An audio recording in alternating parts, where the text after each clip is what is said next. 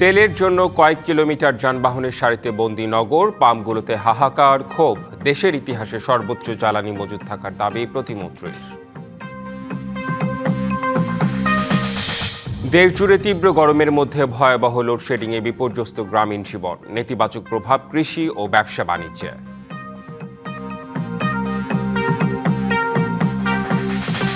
রাজধানীতে ভোজ্য তেলের তীব্র সংকট, সোনালী মুরগির দাম কমলেও বাড়তি ডিমের দর, সবজি বিক্রি হচ্ছে চড়া দামে।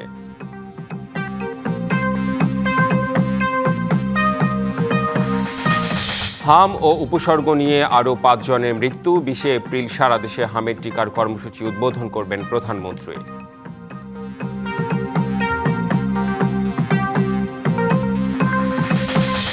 ফ্যাসিস্ট শাসনের পর আবার স্বপ্ন দেখছে জনগণ, মন্তব্য বিএনপির। জাতিসংঘে প্রতারণায় ক্ষমতাসীনরা, দাবি জামায়াতের।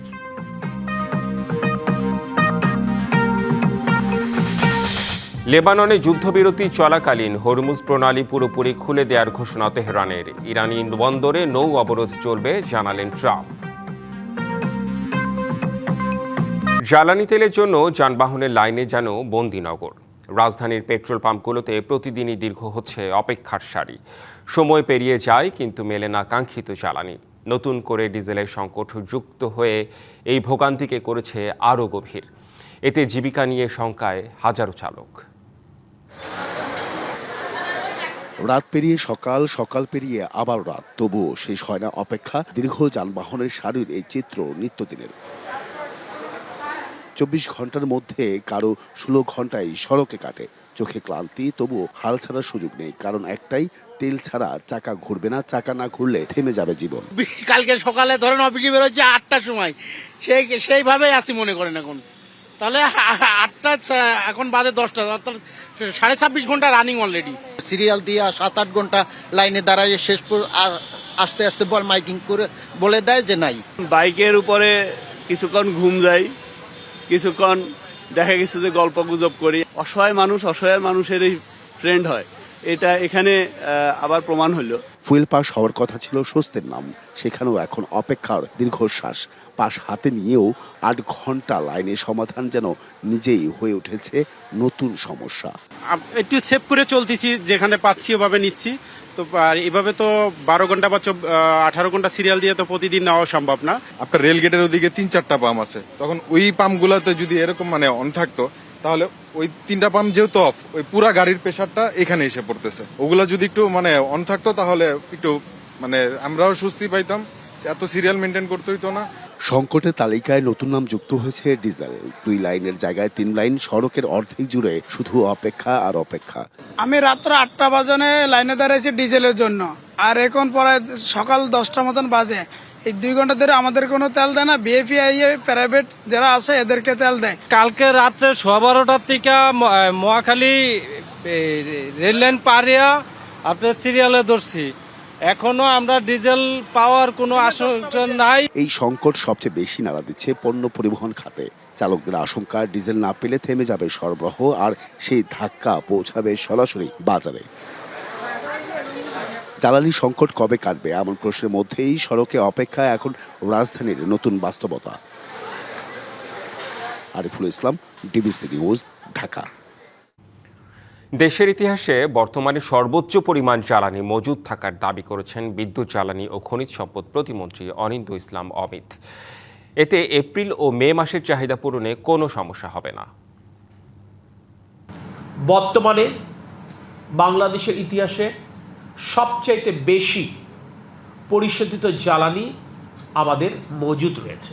এপ্রিল এবং মে মাসে যেটি জ্বালানি চাহিদা, সেটি পূরণের পূর্ণ সক্ষমতা বাংলাদেশ সরকারের রয়েছে এবং সেটি আমরা নিশ্চিত করতে সক্ষম হয়েছি। আমরা এখন মূলত জুন মাসের প্রয়োজন মেটাবার জন্য আমরা উদ্যোগ গ্রহণ করেছি, আমরা কাজ করছি। দেশ জুড়ে জ্বালানি তেল নিয়ে হাহাকার আরও বেড়েছে। জেলায় জেলায় ফিলিং স্টেশনগুলোতে যানবাহনের দীর্ঘ সারিতে ভোগান্তিতে গ্রাহক। বন্দরনগরী চট্টগ্রামের পাম্পগুলোতে তেলের জন্য তীব্র ভিড় যান চালকদের। করতে হচ্ছে ঘন্টার পর ঘন্টা অপেক্ষা। এছাড়া বন্ধ নগরীর বেশ কিছু পাম্প। সংশ্লিষ্টদের দাবি, ডিপো থেকে তেল কম আসায় এমন পরিস্থিতি। পটুয়াখালী শহরে অল্প বিস্তর তেল মিললেও গ্রামাঞ্চলের পরিস্থিতি ভয়াবহ। 2 থেকে 3 ঘন্টা লাইনে দাঁড়িয়ে পাওয়া যাচ্ছে 2 থেকে 3 লিটার তেল। এদিকে রাজবাড়ী জেলায় ভয়াবহ তেল সংকট দেখা দিয়েছে। দীর্ঘ সময় অপেক্ষা করে পেতে হচ্ছে ডিজেল। ইরি ও পাটের মৌসুমে তেল সংকটে বিপাকে জেলার কৃষক, তবে অতিরিক্ত দামে খোলা বাজারে ঠিকই মিলছে ডিজেল। সারাদিনে বিদ্যুৎ থাকে না, আধা ঘন্টার মতো বিদ্যুৎ থাকে, আবার বিদ্যুৎ চলে যায়। ডিজেলও পাওয়া যাচ্ছে না যে আমরা শ্যালো ইঞ্জিন চালাবো। কারণ তো নাই, এক ঘন্টা থাকে তো 13 ঘন্টা না থাকে, বুঝলেন। চার্জ দেই কমবেলা, গাড়ি চলাই কমবেলা। কারেন্টও ঠিকমতো পাওয়া যাচ্ছে না। সেক্ষেত্রে আমাদের সার্বিকভাবেই রান্নাবান্না থেকে শুরু করে বাচ্চাদের লেখাপড়া এবং কৃষিক্ষেত্রেও এই জিনিসটা আমাদের প্রভাব পড়তেছে। 300 টাকার তেল দেয়, 300 টাকার তেল নিতে আইয়া 150 টাকার তেলে ফুরিয়ে যায়। এরপর আমরা যারা রেন্টে গাড়ি চালাই, এগো তো দুর্দশা শেষ নাই। দেশজুড়ে জ্বালানি তেল নিয়ে হাহাকার আরও বেড়েছে। জেলায় জেলায় ফিলিং স্টেশনগুলোতে যানবাহনের দীর্ঘ সারিতে ভোগান্তিতে গ্রাহক। জ্বালানি পরিস্থিতির খবর জানাতে রাজধানীর মহাখালী এলাকা থেকে সরাসরি যুক্ত হচ্ছেন সহকর্মী শুভ খান। শুভ খান, এই মুহূর্তে কি চিত্র দেখছেন আপনি, জানতে চাই বিস্তারিত। রেদওয়ান, আসলে আপনাকে যদি আমি একটু জানাতে চাই, সেটি হচ্ছে রাজধানীতে বন্ধ বা খোলা প্রত্যেকটি ফিলিং স্টেশনের সামনেই প্রচুর পরিমাণে গাড়ির সিরিয়াল। যে পাম্পটি দেখছেন, এই পাম্পটি কিন্তু এখন বন্ধ। যদি আপনাকে আমি ডান পাশে দেখাই, এখনও কিন্তু আসলে আগামীকাল সকাল 10টা বা 11টা বা 12টার সময় এই পাম্পে তেল দেওয়া হবে। কিন্তু এখন দেখেন, এখন থেকেই গাড়ির সিরিয়াল, এবং এই সিরিয়ালটি গুলশান 1 পর্যন্ত চলে গিয়েছে। দেখতেই পাচ্ছেন এখানে একপাশে ডিজেলের সিরিয়াল, একপাশে অকটেনের সিরিয়াল। তেল পাবে কালকে 11টা থেকে 12টায়, কিন্তু এখন থেকে সিরিয়াল। মানে রাজধানীর প্রত্যেকটি পেট্রোল পাম্পেই আপনার খোলা বা বন্ধ, কিন্তু প্রত্যেকটি পেট্রোল পাম্পের সামনেই এমন গাড়ির চিত্র কিন্তু দেখা যায়, যার কারণে কিন্তু সড়কেও ভোগান্তি চরম আকারে সৃষ্টি হয়। যদিও এখানে যারা রয়েছেন এরা বলছেন যে আজকে সকাল 9টা থেকে এরা অপেক্ষা করেছেন, একদম পাম্পের কাছাকাছি এসে যখন দাঁড়িয়েছেন তখনই পাম্প বন্ধ হয়ে গিয়েছে। এখন এদের উপায় কি আসলে? তারপরও তারা কিন্তু এখন 2 দিন অপেক্ষা করছে। যারা আছে আমার সাথে, যদি আমি একজনের সাথে একটু কথা বলতে চাই, যে আপনি কখন সিরিয়াল দিয়েছিলেন? আমি দিয়েছিলাম হলো 8টা বাজে আজকে। জি, এখনো তেল পেতে পেতে বদ্ধ হয়ে গেছে, এবং বদ্ধ করে দিয়েছে ওরা। হলো গ্যামজাম লেগেছিল, এই কারণে বদ্ধ করে দিয়েছে, এবং কোনো গাড়ি ঢুকিয়ে নেই, এবং এই কারণে সিরিয়ালেই বসে আছি, এবং সারাদিন গত করে বসে থাকা। আপনি আমরা কালকে 9টা বাজে, রাত্রে 9টা বাজে দিয়েছি, আজকে 6টা বাজে পাম্প বন্ধ হয়ে গেছে, এখনো পাইনি। কিছু করার নাই। গাড়ি তো সিরিয়াল আছে? আমার গাড়ি যে ফার্স্ট সিরিয়ালে, আমারটা দিতে যেয়ে বন্ধ করে দিয়েছে, দিব বলে বন্ধ করে দিয়েছে। জি রেদওয়ান, আসলে দেখছেন যে কালকে খাওয়া দাওয়া দুপুর থেকে খাওয়া দাওয়া করিনি, ওই কালকের খাওয়াতে এই যে খালি হোটেলে খাচ্ছি, আর এই যে ঘুরছি, এই যে গোসল নাই, কিছু নাই। জি রেদওয়ান, আসলে রাজধানীর যে পেট্রোল পাম্প আপনাকে দেখানোর চেষ্টা করলাম, যে আসলে আগামীকাল সকাল 9টায়, মানে একদিন পার হয়ে গেছে, সকাল 9টায় পাম্পের সিরিয়াল দিয়েছে, এখন রাত বাজে 9টা। পাম্পে তিনি কিন্তু তেল পায়নি, পাম্পের কাছাকাছি আসার পরে পাম্প বন্ধ করে দিয়েছে। কালকে তার মানে তার 24 ঘন্টা পার হবে তেল পেতে, এমন চিত্রই কিন্তু আসলে আপনার সামনে রেদওয়ান তুলে ধরার চেষ্টা করেছিলাম। প্রত্যেকটি পাম্পেরই একই চিত্র রেদওয়ান। জি, মানে তার মানে খোলা কিংবা বন্ধ সব পাম্পগুলোরই একই অবস্থা, অর্থাৎ যানবাহনের দীর্ঘ সারি এবং ভোগান্তি। ধন্যবাদ আপনাকে শুভ খান। দেশজুড়ে তীব্র গরমের মধ্যেই হঠাৎ বেড়েছে লোডশেডিং। গত কয়েকদিন ধরে পরিস্থিতি খারাপের দিকে যাচ্ছে। দিন ও রাতের বড় একটা সময় বিদ্যুৎ থাকছে না। জ্বালানি সংকটের মধ্যে বিদ্যুৎ বিভ্রাট নেতিবাচক প্রভাব ফেলেছে কৃষি ও ব্যবসা বাণিজ্যে। বিদ্যুৎ প্রতিমন্ত্রী বলছেন, শিল্প ও কৃষি খাতে অগ্রাধিকার ভিত্তিতে বিদ্যুৎ বিতরণ করা হচ্ছে। বৈশাখের তপ্ত দুপুর কিংবা রাতের আধার, তীব্র গরমে জনজীবনে হাঁসফাঁস, খরতাপে প্রাণ যখন ওষ্ঠাগত, তখন দেশজুড়ে হঠাৎ শুরু হয়েছে বিদ্যুৎ বিভ্রাট। এলাকাভেদে প্রতিদিন 8 থেকে 10 বার লোডশেডিং হচ্ছে বরিশাল নগরীতে। পুরো বিভাগের চিত্রও একই। বাসায় যখন যাই তখন একটু ঘুমাবো, সেই ঘুমানোর টাইমটা কারেন্ট নিয়ে যাচ্ছে। কারেন্ট 1 ঘন্টা থাকলে 2 ঘন্টা থাকে না, আমাদের সংকট হয়, আমরা চার্জ দিতে পারি না। প্রতিদিন 1.5 থেকে 2 ঘন্টা লোডশেডিং হচ্ছে খুলনা নগরীতে, তবে পল্লী এলাকায় বিদ্যুৎ বিভ্রাট বেশি। লোডশেডিংয়ের মাত্রা সবচেয়ে বেশি সাতক্ষীরায়। স্থানীয়দের অভিযোগ, 24 ঘন্টায় 18 ঘন্টার মতো বিদ্যুৎ থাকছে না। বেশি বিপাকে কৃষক। বিদ্যুৎ ঠিক মতন থাকে না। 24 ঘন্টার ভিতরে 4 ঘন্টা বিদ্যুৎ পাই, তা পর্যায়ক্রমে। আমরা গরিব মানুষ, আমরা চাষি মানুষ, আমরা চাষবাস করি, আমাদের বিদ্যুৎ না দিলে ক্ষতিগ্রস্তই যাব। বিদ্যুতের যাওয়া আসায় চুয়াডাঙ্গা ও মেহেরপুরে দৈনন্দিন জীবনযাত্রায় নেমে এসেছে দুর্ভোগ। শহরের তুলনায় গ্রামাঞ্চলেই লোডশেডিং বেশি। লোডশেডিং এর অবস্থা তো বইলি বোঝানো যাবে না, এমন একটা অবস্থা এসে দাঁড়িয়েছে। মাঝে মধ্যে আসছে এইটুকু বলা যায়, মানে থাকছে এই কথা তো বলা যাবে না। 10 মিনিট আসছে, আবার 3 ঘন্টা চলে যাচ্ছে। এজন্য আমাদের ব্যবসা করা খুবই গায়ে বাঁধি যাচ্ছে। রাজশাহীতে শহরাঞ্চলে দিনে 2 থেকে 3 বার লোডশেডিং হলেও উপজেলা পর্যায়ে তা অসহনীয়। 1 ঘন্টা 1.5 ঘন্টার মতন আর কি বিদ্যুৎ থাকতেছে না। সামনে এসএসসি পরীক্ষা ছেলেদের, এটা সবচেয়ে বড় সমস্যা এখন। মানে গরমে খুবই অতিষ্ঠ আর কি। পাখাও নাই আগের মতো যে পাখা থাকবে পাখা ব্যবহার করব। কুড়িগ্রামে লোডশেডিং বেড়ে যাওয়ায় বিপাকে নেসকো ও পল্লী বিদ্যুতের আবাসিক ও বাণিজ্যিক গ্রাহক। এদিকে চট্টগ্রামে বিদ্যুৎ, জ্বালানি ও খনিজ সম্পদ প্রতিমন্ত্রী জানিয়েছেন, বর্তমান পরিস্থিতিতে শিল্প ও কৃষিখাতকে অগ্রাধিকার দেয়া হচ্ছে। গতকাল সন্ধ্যায় আমাদের সর্বোচ্চ চাহিদা ছিল 15,350 মেগাওয়াট, উৎপাদন ছিল 14,846 মেগাওয়াট। কৃষকের যেহেতু এটা বড় সিজন, তার পিক সময় সেই জন্য বিদ্যুৎ পায় কিংবা সেই জন্য ডিজেল পায়, এটাকে যেমন ইনশিওর করবার চেষ্টা করছি প্রায়োরিটি বেসিসে। প্যারালালি শিল্প উৎপাদন যেন কোনোভাবে বিঘ্নিত না ঘটে, কারণ এর সাথে মানুষের কর্মসংস্থানের ব্যাপার রয়েছে। অর্থনীতির চাকা সচল রাখতে লোডশেডিং সমস্যার সমাধানে সরকারকে দ্রুত পদক্ষেপ নেওয়ার তাগিদ নাগরিকদের। Habibur Rahman, DBC news desk. রাজধানীর বাজারে ভোজ্য তেলের তীব্র সংকট। খুচরা বিক্রেতাদের অভিযোগ, চাহিদা মতো সয়াবিন তেল সরবরাহ করছে না কোম্পানিগুলো। সংকটের সুযোগে বাড়তি দামে বিক্রি হচ্ছে খোলা ভোজ্য তেল। এদিকে সপ্তাহের ব্যবধানে দাম কমেছে সোনালী মুরগির, তবে বেড়েছে ডিমের দর। এছাড়া গরম মৌসুমের সবজি বিক্রি হচ্ছে চড়া দামে। বাজারে দামের উত্তাপে পিষ্ট সীমিত আয়ের মানুষ। জ্বালানি তেলের সঙ্গে সঙ্গে এখন ভোজ্য তেলের সংকটও শুরু হয়েছে রাজধানীর বাজারে।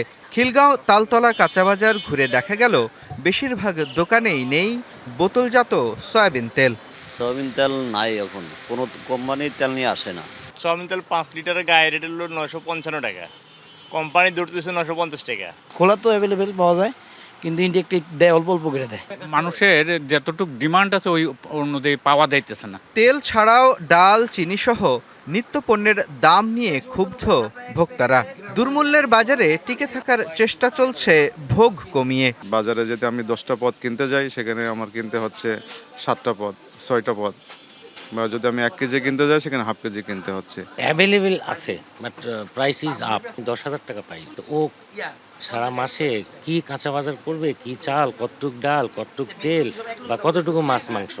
সবজির বাজারে দামের উত্তাপ গেল সপ্তাহের মতোই। গরম মৌসুমের করলা 100 থেকে 120, কাঁকরোল 160 আর পটল 80 থেকে 100 টাকা কেজি। কয়েকদিন আগে অনেক দাম আছিল, অনেকজন পটল 80 টাকা বেতন যায়, বেগুন 120 টাকা। গরমের সবজি কাঁকরোল 160 টাকা কেজি, বেগুন হলো 120 টাকা, গোল তাল বেগুন উস্তা আছে 120 টাকা, করলা 120, পটল 100। দাম কেজিতে 40 টাকা কমেছে সোনালী মুরগির, বিক্রি হচ্ছে 400 টাকা দরে। ব্রয়লার 180 টাকা। সোনাটা বেশি আসলো, 460 টাকা 50 টাকা গেছে, এখন এটা 400 টাকা হয়েছে। তো বাজারটা আসলে অস্বাভাবিকভাবে বেড়ে গেছে, তো এটা নিয়ন্ত্রণ হওয়া উচিত।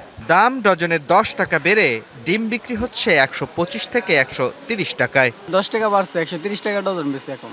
বাজারে চাষের মাছ বিক্রি হচ্ছে আগের দরেই, কিন্তু চড়া রুই, কাতল ও নদীর মাছ।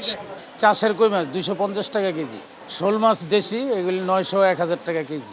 রাজধানীতে গরুর মাংস বিক্রি হচ্ছে 850 আর খাসির মাংস 1300 টাকা কেজি দরে। মুস্তফা মাহবুব, ডিবিসি নিউজ, ঢাকা। 3রা মের পরিবর্তে 20 এপ্রিল দেশ জুড়ে হামির টিকা কর্মসূচি উদ্বোধন করবেন প্রধানমন্ত্রী তারেক রহমান। সচিবালয়ে সংবাদ সম্মেলনে একথা জানান স্বাস্থ্যমন্ত্রী সরদার মোহাম্মদ সাখাওয়াত হোসেন। সকল টিকা হাতে পাওয়াতে এটাকে আমরা আরো 14 দিনে এগিয়ে এনেছি। 20 তারিখ থেকে আমরা মিজেলসের টিকা সারা বাংলাদেশ ব্যাপী শুরু করতে যাচ্ছি। মাননীয় প্রধানমন্ত্রী 20 তারিখে বগুড়াতে সেই কর্মসূচির উদ্বোধন করবেন। ত্রয়োদশ জাতীয় সংসদ নির্বাচনের মাধ্যমে জনগণের আকাঙ্ক্ষার মৃত্যু ঘটেছে আর জনরায় নিয়ে দেশের মানুষের সঙ্গে প্রতারণা করেছে বিএনপি। এমন মন্তব্য করেছেন জামায়াতের আমির ডাক্তার শফিকুর রহমান। সকালে রাজধানীর মগবাজারে জামায়াতের জেলা আমির সম্মেলনে এসব কথা বলেন তিনি। এ সময় জামায়াত আমির আরও বলেন, গণভোটের রায় প্রত্যাখ্যানের মাধ্যমে নতুন ফ্যাসিবাদের যাত্রা শুরু হয়েছে আর এ নব্য ফ্যাসিবাদ অতীতের ফ্যাসিবাদের চেয়েও ভয়ঙ্কর হতে পারে। জামায়াত আমির জানান, ইচ্ছামতো সংবিধান সংশোধন করে দেশ চালাতে চায় বিএনপি সরকার। এছাড়া সংসদে বিরোধী দলের কণ্ঠ রোধ করা হচ্ছে, তাই জনস্বার্থ রক্ষায় রাজপথে নামতে বাধ্য হচ্ছে 11 দলীয় ঐক্যজোট। মহান আল্লাহ তিনি কখনো গেল যে নির্বাচনে যোগ সাজসের মাধ্যমে ব্যাপক অনিয়ম করে জনগণের প্রত্যাশার কবর রচনা করা হয়েছে। জ্বালানি সংকট নাই, যদি আমাদের বিদ্যুতের সংকট নাই, তাইলে লোডশেডিং কেন? এগুলো সব হলো পরস্পর বিরোধী মিথ্যাচার। ফ্যাসিস্ট শাসনের পর আবার স্বপ্ন দেখতে শুরু করেছে দেশের জনগণ। মাতৃভূমিকে আবারও বসবাস উপযোগী করার চেষ্টা চলছে, কথা বলেছেন বিএনপি মহাসচিব মির্জা ফখরুল ইসলাম আলমগীর। রাজধানীর 100 ফিটে জেসিআই কার্নিভালে অংশ নিয়ে এসব কথা বলেন তিনি। 15 বছরের একটা ফ্যাসিস্ট শাসনের পরে যখন আমাদের দম বন্ধ হয়ে আসছিল, যখন আমরা কথা বলতে পারতাম না, 24 জুলাইয়ে আমাদের ছোট ছোট ছেলেরা মেয়েরা তারা প্রাণ দিচ্ছে অকাতরে দেশের পরিবর্তনের জন্য। আমাদের মনে আবার স্বপ্ন জেগে উঠেছে। আমরা আবার ভাবছি যে আমরা আমাদের এই প্রিয় দেশটাকে আমরা বাসোপযোগী করে তুলব। সংরক্ষিত নারী আসনে বিএনপির মনোনয়ন প্রত্যাশীদের সাক্ষাৎকার চলছে। গুলশানে বিএনপি চেয়ারম্যানের রাজনৈতিক কার্যালয়ে বেলা 3টায় শুরু হয় আনুষ্ঠানিকতা। এই সাক্ষাৎকার গ্রহণে সভাপতিত্ব করছেন প্রধানমন্ত্রী ও বিএনপি চেয়ারম্যান তারেক রহমান। এ বিষয়ে আরও জানাতে গুলশান কার্যালয় থেকে সরাসরি যুক্ত হচ্ছেন সহকর্মী জাকারিয়া খান। জাকারিয়া, সাক্ষাৎকার আর কতক্ষণ নাগাদ চলতে পারে? সার্বিক পরিস্থিতি আপনি সেখানে কি দেখছেন? হ্যাঁ রেদওয়ান, যে সাক্ষাৎকার শুরু হয়েছিল বেলা 3টার কিছু পরে, আজকে জানেন যে আজকে 5টি বিভাগ, রংপুর, রাজশাহী, বরিশাল, ফরিদপুর এবং খুলনা, এই 5 বিভাগের মনোনয়ন প্রত্যাশীদের সাক্ষাৎকার নেওয়ার কথা ছিল এবং তারা এই মুহূর্তে সাক্ষাৎকার দিচ্ছেন। তো আমরা যতদূর জানতে পেরেছি যে রাজশাহী এবং রংপুর বিভাগের সকলের সাক্ষাৎকার শেষ হয়ে গিয়েছে এবং এই মুহূর্তে খুলনা বিভাগও প্রায় শেষ পর্যায়ে। আমি একটু সরাসরি আপনাদেরকে একজন মনোনয়ন প্রত্যাশী যিনি খুলনার নড়াইল থেকে এসেছেন তার কথা শোনানোর চেষ্টা করবো। আপনি ভিতরে ছিলেন, সাক্ষাৎকার দিয়ে বের হয়েছেন, কি পরিবেশ সেখানে দেখেছেন, কি জানতে চাওয়া হয়েছে আপনাদের? আমাদের তো রংপুর বিভাগে 2.5 ঘন্টা সময় লেগেছে। পরে আমাদের যখন নেয় তখন ভিতরে যখন ঢুকলাম তখন প্রধানমন্ত্রী জনাব তারেক রহমান বলল যে, আমাদেরকে প্রথমেই বলল যে আপনারা যেহেতু সংসদে হবেন, আপনারা জানেন তো আমাদের 35টা আসন, আর সেখানে তার এগেনস্টে আবেদন পড়েছে 900। তো সেক্ষেত্রে তো সবাইকে নেওয়া সম্ভব না, আমরা দল যেটা সিদ্ধান্ত নেব আপনারা সেটাই মেনে নেবেন। আমরা বলছি ইনশাল্লাহ আমরা সেটাই মেনে নেব। এরপর বললো যে আপনাদের তো পিছনে আরো 500 লোক আছে, তো এত কিছু সম্ভব শোনা সম্ভব না, আপনারা শুধু আপনার নাম এবং পদবি বলে চলে যাবেন, এটাই। এই শুনছিলেন রেদওয়ান, আসলে শুরুতে যখন ইন্টারভিউ শুরু হয় তখন কিন্তু প্রত্যেককে সময় দিয়েই একজন একজন করেই কিন্তু ইন্টারভিউ নেওয়া হচ্ছিল। তবে প্রধানমন্ত্রীর যেহেতু আরো একটি প্রোগ্রাম রয়েছে হজ ক্যাম্পের, তিনি হজ যাত্রা তিনি উদ্বোধন করবেন আজকে, তো সেই তার জন্য কিন্তু এখন একটু দ্রুত গতিতেই ইন্টারভিউয়ের কাজটি চলছে, সাক্ষাৎকারের কাজ চলছে। তো রেদওয়ান, এখন পর্যন্ত আমার কাছে এতটুকু ছিল মনোনয়ন প্রত্যাশীদের সর্বশেষ। পরবর্তীতে শেষ হলে আমি হয়তো আরো আপডেট আপনাদের মাধ্যমে দর্শকদেরকে জানাতে পারবো। রেদওয়ান, নিশ্চয়ই আমরাও জেনে নিতে চাই। ধন্যবাদ আপনাকে জাকারিয়া। বাংলাদেশ থেকে আনুষ্ঠানিকভাবে হজ ফ্লাইট শুরু হচ্ছে আজ। প্রধানমন্ত্রী তারেক রহমান রাতে হজ ফ্লাইট কার্যক্রম উদ্বোধন করবেন। সম্প্রসারিত ফ্লাইট সূচি ও ভাড়া কমানোর উদ্যোগ সহ সব প্রস্তুতি সম্পূর্ণ হওয়ার পর হজ ফ্লাইট শুরু হতে যাচ্ছে। বাংলাদেশ থেকে এ পর্যন্ত ৭৮,৫০০ জন হজ পালন করতে সৌদি আরবে যাবেন। এর মধ্যে সরকারি ব্যবস্থাপনায় ৪,৫৬৫ জন এবং বেসরকারি ব্যবস্থাপনায় ৭৩,৯৩৫ জন হজযাত্রী যাবেন। ধর্ম মন্ত্রণালয় জানিয়েছে রাত 12টা 20 মিনিটে শাহজালাল আন্তর্জাতিক বিমানবন্দর থেকে সৌদি আরবের জেদ্দার কিং আব্দুল আজিজ আন্তর্জাতিক বিমানবন্দরের উদ্দেশ্যে প্রথম হজ ফ্লাইটটি ছেড়ে যাবে। এতে 419 জন হজযাত্রী থাকবেন। হজ ফ্লাইট চলবে 21শে মে পর্যন্ত। বাংলাদেশ থেকে আনুষ্ঠানিকভাবে হজ ফ্লাইট শুরু হচ্ছে আজ। প্রধানমন্ত্রী তারেক রহমান রাতে হজ ফ্লাইট কার্যক্রম উদ্বোধন করবেন। এ বিষয়ে আরও জানাতে রাজধানীর আশকোনা হাজি ক্যাম্প থেকে আমাদের সাথে যুক্ত হচ্ছেন সহকর্মী আনোয়ার হোসেন। আনোয়ার হোসেন, সেখানকার সার্বিক পরিস্থিতি কেমন দেখছেন? কোনো রকম ভোগান্তি দেখছেন কিনা, কিংবা আপনার পর্যবেক্ষণ সেখানে কি? রেদওয়ান, প্রথম কথা যেটি জানাতে চাই সেটি হচ্ছে যে এই আশকোনা হজ ক্যাম্প অর্থাৎ হাজিদের যে ক্যাম্প আছে এখানেই প্রধানমন্ত্রী তারেক রহমান তিনি আসবেন। অর্থাৎ সময়টি হচ্ছে রাত 10:30 নাগাদ তিনি এখানে আসবেন। অর্থাৎ এক ধরনের পরিদর্শন, যেটি আপনি প্রশ্নের শুরুতে বলেছিলেন যে যেটি বিগত সময়ে একটি অনেকটা আমরা দেখেছি যে হাজিদের যে এক ধরনের একটু অভিযোগের যে বিষয়টি আমরা দেখেছি যে ব্যবস্থাপনা নিয়ে বা এখানকার যে নির্বিঘ্ন যাত্রা নিয়ে যে কখনো কখনো যে কোনো সময় কিছু কিছু যে একটু অসন্তোষের জায়গা ছিল, সেটি একটি আলোচনার জায়গা ছিল। সেই জায়গা থেকে আজকে প্রধানমন্ত্রী এখানে পরিদর্শনে আসবেন, অর্থাৎ এই হজ ক্যাম্পে আসবেন। এখানে এসে তিনি হাজিদের সঙ্গে কথা বলবেন, একরকম তদারকি করা বা এক দেখভালের যে বিষয়টি রয়েছে, এখানে ইমিগ্রেশন আছে সেটি তিনি সেখানে যাবেন। এখানে যে সেবা অর্থাৎ এখানে যে মেডিকেল যে সেন্টারটি রয়েছে এই হজ ক্যাম্পে অর্থাৎ হাজি ক্যাম্পে, সেখানেও তিনি পরিদর্শন করবেন। খুব অল্প সময় এখানে তিনি থাকবেন এমনটা একটি তথ্য আছে। 10:30 নাগাদ তার আসার কথা রয়েছে। আর একই সঙ্গে যে বিষয়টি জানাতে চাই সেটি হচ্ছে যে প্রধানমন্ত্রী আজকের যে প্রথম যে হজ ফ্লাইটের যে উদ্বোধনী কার্যক্রম সেটি কিন্তু আজ রাত 12:20 অর্থাৎ প্রথম যে ফ্লাইটটি সেটি সৌদি আরবের জেদ্দার উদ্দেশ্যে আসলে ছেড়ে যাবে। তো সেটি একটি যে আনুষ্ঠানিকতা যেমন আছে, মূল যে উদ্বোধনী যে কার্যক্রম বা উদ্বোধনী যে বিষয়টি সেটি আজ রাত 11:30 নাগাদ হযরত শাহজালাল আন্তর্জাতিক বিমানবন্দরে তিনি সেখানে প্রধানমন্ত্রী উপস্থিত থেকে এই উদ্বোধনটি করবেন আজকের এই হজ কার্যক্রমের অর্থাৎ যে প্রথম যে ফ্লাইট সেটি। একটু তথ্য দিতে চাই যেটি আপনি বলছিলেন সেই জায়গা থেকে। প্রথম ফ্লাইটটি আজকে রাত 12:20 হযরত শাহজালাল আন্তর্জাতিক বিমানবন্দর থেকে ছেড়ে যাবে 419 জন হজ যাত্রীকে নিয়ে। এটি একটি তথ্য আছে। আর আগামীকাল শনিবারও 14টি ফ্লাইট রয়েছে। এটি একটু তথ্যের জায়গা থেকে একটু বলতে চাই। সেখানে বিমান বাংলাদেশ এয়ারলাইন্স 6টি ফ্লাইট পরিচালনা করবে এবং সাউদিয়া সহ যে আরও একটি এজেন্সি আছে সেখানে তারা ফ্লাইট পরিচালনা করবে। তো নিশ্চয়ই রেদওয়ান, সময় গড়ানোর সঙ্গে সঙ্গে তো প্রধানমন্ত্রী আসবেন, হজ ক্যাম্পে পরিদর্শন করবেন। নিশ্চয়ই আপনার মাধ্যমে আমরা দর্শকদেরকে সর্বশেষ তথ্য জানাতে পারবো। জি নিশ্চয়ই, ধন্যবাদ আপনাকে আনোয়ার হোসেন। লেবাননে যুদ্ধবিরতি কার্যকরের পর গুরুত্বপূর্ণ নৌপথ হরমুজ প্রণালী খুলে দেওয়ার ঘোষণা দিয়েছে ইরান। তবে প্রণালীটি খোলা থাকলেও ইরানের বন্দরগুলোর ওপর মার্কিন নৌ অবরোধ বহাল থাকবে বলে জানান মার্কিন প্রেসিডেন্ট ডোনাল্ড ট্রাম্প।